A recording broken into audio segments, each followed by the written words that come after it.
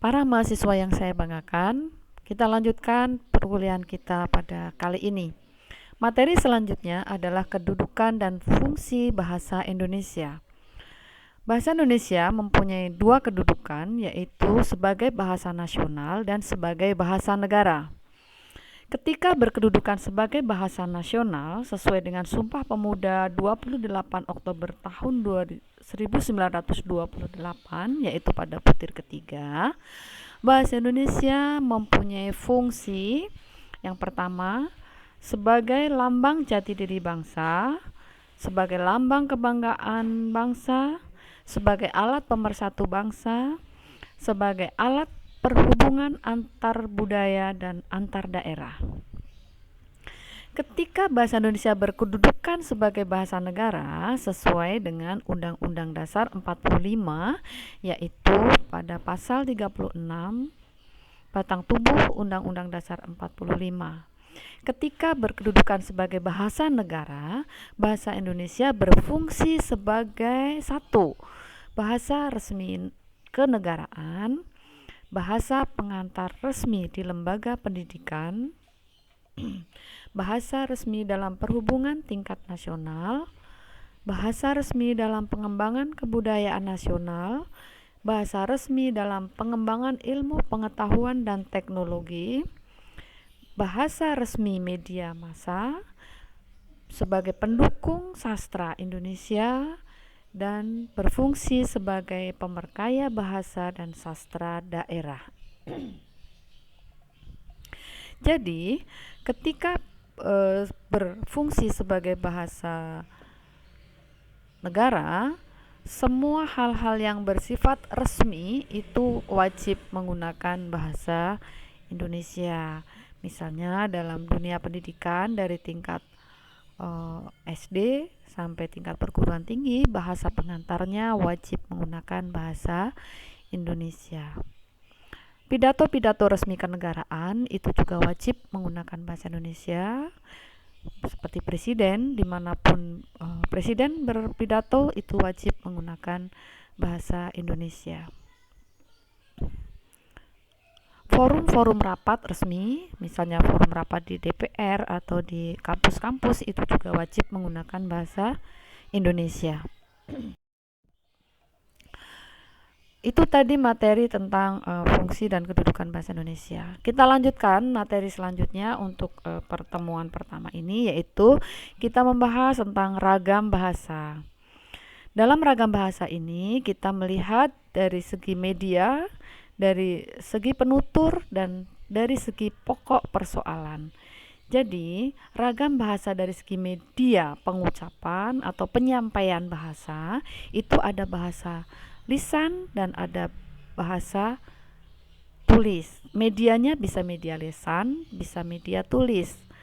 Bisa lisan baku, bisa lisan tidak baku, bisa tulis baku, dan bisa tulis tidak baku.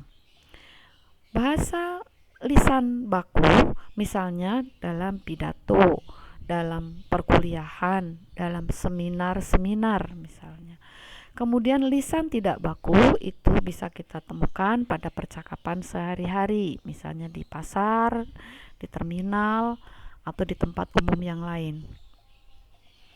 Bahasa yang bermedia tulis baku misalnya dapat kita temukan pada buku-buku ilmu pengetahuan, draft-draft rapat, draft skripsi, kemudian ada tesis.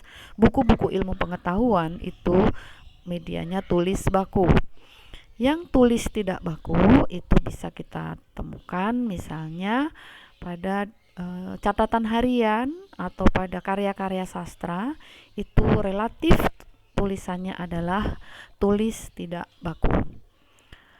Ragam bahasa berdasarkan penuturnya itu bisa kita lihat dari dialek, kemudian dari bahasa penutur yang terpelajar, kemudian penutur resmi dan penutur yang dalam forum resmi dan forum tidak resmi. Jadi dari orangnya, dari orang yang menuturkan. Penutur itu orang yang bertutur. Dialek misalnya, ragam bahasa penutur dilihat dari dialeknya. Misalnya, orang yang berlatar belakang bahasa ibu Jawa itu akan mempunyai dialek yang berbeda jika dibandingkan dengan penutur yang berbahasa ibu Minang atau Sumatera pada umumnya. Kemudian dari segi penutur yang terpelajar atau tidak terpelajar, pasti akan berbeda. Seseorang atau penutur yang mempunyai tingkat pendidikan tinggi dengan tingkat pendidikan yang tidak tinggi, itu cara berbahasanya atau bertuturnya itu akan berbeda. Kemudian dari segi resmi, misalnya dalam forum-forum resmi, itu gaya bertutur atau kosakata yang digunakan oleh penutur itu pasti akan berbeda ketika penutur itu ada dalam forum yang tidak resmi. Kemudian ragam bahasa dilihat dari pokok persoalannya atau pokok bidang ilmunya. Misalnya ada ragam bahasa hukum, ada ragam bahasa sastra, ada ragam bahasa tentang keagamaan, ada ragam bahasa tentang ekonomi, pertanian, dan sebagainya. Yang membedakan pada pokok persoalan ini terkait ragam bahasa adalah kata-kata kunci yang ada pada ragam atau tulisan tersebut. Misalnya, dalam ragam bahasa hukum itu akan banyak kita temukan kosakata kunci yang terkait dengan hal-hal hukum. Misalnya ada kata pasal, ada kata-kata pidana, perdata, misalnya itu pasti ragam bahasa hukum. Kemudian kalau dalam ragam bahasa pertanian misalnya, di sana ada kosakata tentang pupuk, kata-kata gagal panen, misalnya panen raya. Itu dari kata-kata kunci itulah kita bisa mengetahui bahwa itu ragam bahasa tertentu. Kita lanjutkan pada pemahaman bahasa Indonesia yang baik dan benar. Jargon ini sering kita dengar di mana-mana. Gunakan bahasa Indonesia yang baik dan benar. Nah, sebenarnya bahasa Indonesia yang baik dan benar itu yang seperti apa? Bahasa Indonesia yang baik itu yang seperti apa? Dan bahasa yang benar itu yang seperti apa? Apakah bahasa Indonesia yang baik itu selalu benar, atau bahasa yang benar itu selalu baik, atau seperti apa? Atau bisa dua-duanya, atau bisa salah satu? Kita lihat satu persatu. Bahasa Indonesia yang baik itu tentu saja dilihat dari situasi dan tata komunikasinya. Kemudian kalau benar itu dilihat dari kaidahnya. Bahasa yang baik. Bahasa yang baik adalah bahasa yang sesuai dengan kebutuhan komunikasi. Berarti bahwa dalam berkomunikasi resmi memang dituntut menggunakan bahasa yang standar. Namun dalam komunikasi yang tidak resmi kita tidak dituntut menggunakan bahasa yang standar. Misalnya kalau kita berkomunikasi dengan pedagang sayur di pasar misalnya, atau pedagang keliling, maka kita menggunakan bahasa yang tidak resmi, karena itu kita sedang menggunakan bahasa yang baik, bukan bahasa yang benar. Mungkin dari segi kaidah itu tidak benar. Yang kedua, di samping itu, bahasa yang baik terkait dengan penggunaan bahasa yang indah dalam ekspresi seni atau ragam bahasa lain yang memerlukannya. Sementara itu, bahasa yang benar adalah bahasa yang sesuai dengan kaidah. Nah, bahasa yang indah dalam ekspresi seni, misalnya dalam puisi, kosakata dalam puisi sering kali atau kadangkala jika ditinjau dari kaidah itu kurang tepat, tapi memang itu ada lisensia puitika namanya, itu hak-hak yang dimiliki oleh sebuah karya sastra. Jadi bahasa yang baik itu bahasa yang digunakan kepada siapa kita berbicara, lawan bicara kita seperti siapa, kapan kita menggunakan, kapan kita berbahasa, di mana kita berbahasa, dalam konteks apa kita berbahasa. Itulah bahasa itu yang baik yang harus kita gunakan. Belum tentu bahasa itu benar dari segi kaidah. Bahasa yang benar adalah bahasa yang sesuai dengan kaidah. Misalnya, kaidah tata bunyi, bagaimana cara melafalkannya misalnya, apakah diucapkan dengan lafal teras atau teras misalnya atau yang lainnya.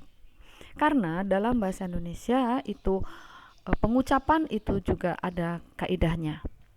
Kemudian tata bentuk kata atau istilah itu juga akan diatur, tata kalimat juga diatur, tata bahasanya diatur, kemudian tata tulisnya diatur. Itu namanya bahasa yang benar sesuai dengan kaidah. Bahasa yang benar sesuai dengan kaidah belum tentu juga baik ketika digunakan dalam konteks yang tidak tepat. Misalnya kalau kita di pasar bertransaksi dengan pedagang, kita tidak mungkin menggunakan bahasa yang benar.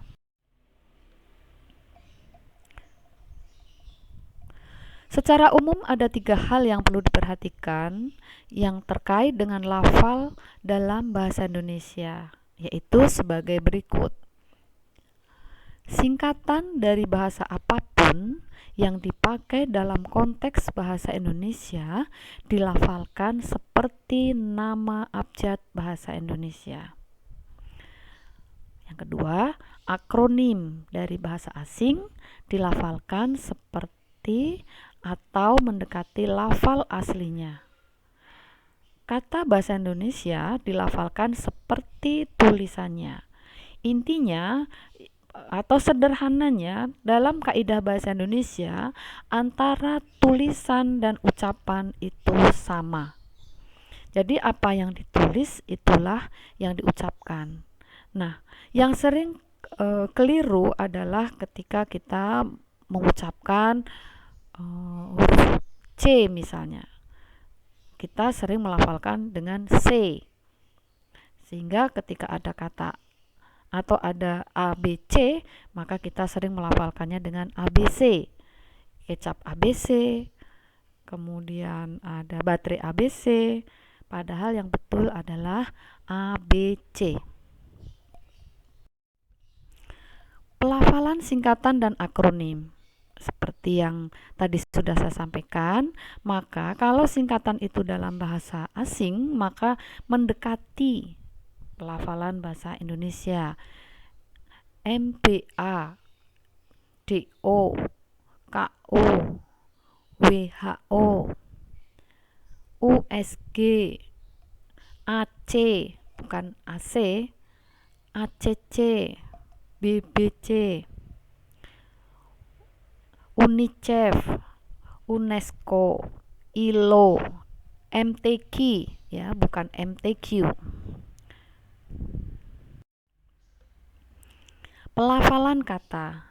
Pelafalan kata dalam bahasa Indonesia ini juga sangat mudah untuk kita lakukan karena apa yang tertulis itulah yang harus kita lafalkan. Misalnya kata maksimum, bukan maksimum. Minimum, bukan minimum. Unit, bukan unit. Universal, bukan universal. Komputer, bukan komputer. Pasca panen, bukan pasca panen. Terampil, bukan terampil. Tenteram, bukan tentram. Telantar, telanjur, telentang, bukan terlantar, terlanjur atau terlentang. Nah, tadi dalam ragam bahasa kita sampaikan juga bahwa pengaruh dialek itu ada. Jadi dalam bahasa Indonesia atau penutur bahasa Indonesia itu sangat beragam. Penutur yang berasal dari daerah Sumatera itu akan sulit melafalkan vokal e. Maka ketika melafalkan tenteram mungkin bisa juga atau mereka akan melafalkan tenteram, terampil, komputer misalnya. Tetapi dalam kaidah pembakuan pelafalan itu tetap ada bahwa Tenteram itu dilafalkan tenteram.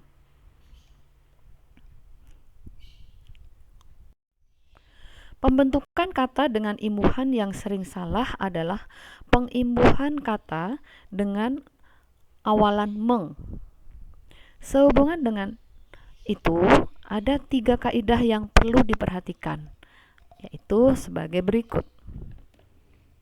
Yang pertama, konsonan S, P, T, dan K pada awal kata dasar luluh apabila kata dasar itu mendapat awalan meng. Yang kedua, konsonan rangkap atau gabungan huruf konsonan pada bentuk tidak luluh apabila bentuk dasar itu mendapat awalan meng. Yang ketiga, awalan meng menjadi menge apabila bergabung dengan kata dasar bersuku satu. Perhatikan contoh-contoh berikut. Tata bentuk kata. Yang pertama, kata dasar sukses berawal kata huruf S. Maka ketika mendapat awalan me, itu akan menjadi mensukseskan atau menyukseskan. Berikutnya target menjadi mentargetkan atau menargetkan. Stabil, menstabilkan atau menyetabilkan. Parkir, memarkir atau memparkir. Kait, mengaitkan atau mengkaitkan. Kita lihat yang pertama. S, sukses. P, parkir. T, target. K, kait. S, P, T, K. Itu wajib luluh. Stabil, bagaimana dengan stabil? Yang pertama, S, P, T, dan K akan luluh. Sukses menjadi menyukseskan, parkir menjadi memarkir, target menjadi menarget, kait menjadi mengait. Sedangkan stabil, tadi pada penjelasan yang kedua, yaitu gugus konsonan. Akhirnya dia tidak luluh, sehingga menjadi menstabilkan. Berikutnya, gugus konsonan program, transfer, kredit. Ini juga tidak luluh. Bagaimana dengan yang satu kata, seperti bom dan bor?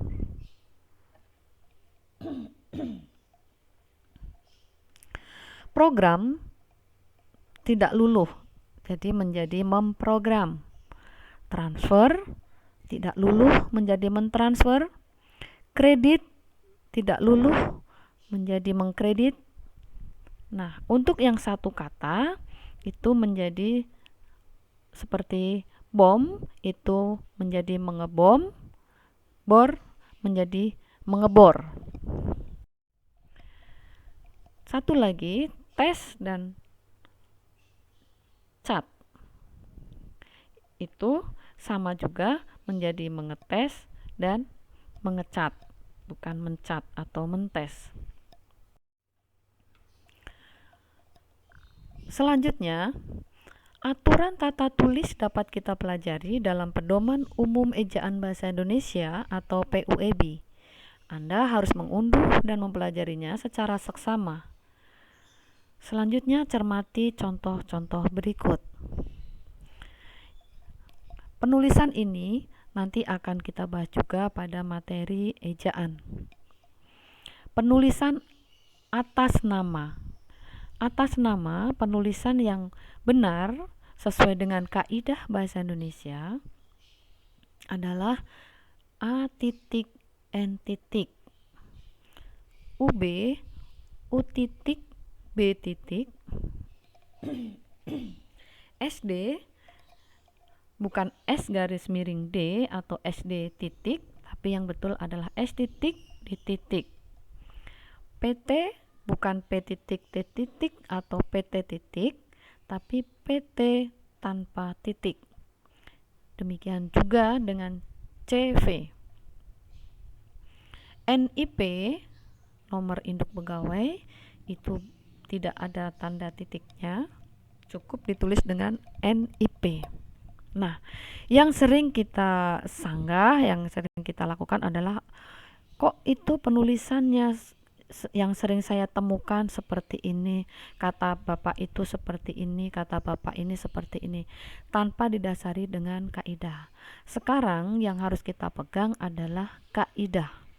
Ketika kita sudah mengetahui kaidah yang benar, maka itulah yang harus kita ikuti. Berikutnya penulisan dua kata yang digabungkan, yaitu ada unsur terikat dan unsur bebas. Di situ ketika unsur terikat, itu cara penulisannya harus digabung dengan kata dasar yang mengikutinya. Nah, ada dua kata yang sering kita bingung penulisannya antara digabung atau dipisahkan. Contohnya uji coba. Yang betul penulisannya adalah uji coba. Terima kasih itu penulisannya dipisah. Sedangkan non divisi, non adalah unsur terikat.